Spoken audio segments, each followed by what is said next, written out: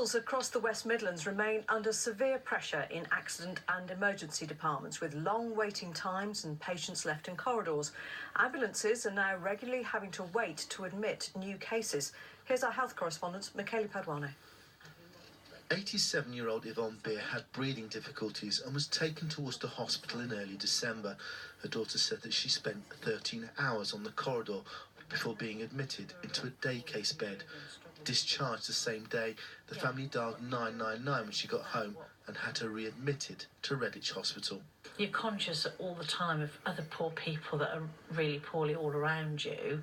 You don't really want to sort of say, look, come on, you need to sort my mum out, when you can see there are so many other poorly people around that equally need, a decent level of care. Despite more than £1 million being invested to avoid queuing in Worcester, on New Year's Eve, a patient with a dangerously fast heartbeat waited 15 minutes on an ambulance and a further 40 minutes in a corridor before being accepted.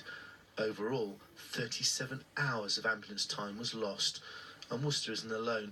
Shrewsbury lost 9 hours and declared an internal emergency on New Year's Day. Stoke, described by a consultant as third world, lost 13 hours. And Dudley, 21 hours.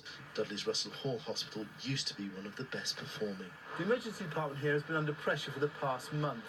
I understand that there are investigations taking place into 2 deaths, a man who died whilst waiting in the waiting room and a woman with abdominal pains who died in the corridor. The Trust says it cannot comment on individual patients, but says all serious incidents are subject to a full internal investigation. It says the number of patients arriving by ambulance has increased by 13%.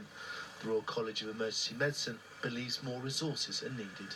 We got into this specialty to deliver good patient care. In peak surgeries, we aren't able to deliver the standard of care that we would like. We still know that that's our job, to deliver the best possible care given the resources that we have at hand. Michaela Paduano, BBC Midlands Today. Residents in Birmingham's tower blocks are still waiting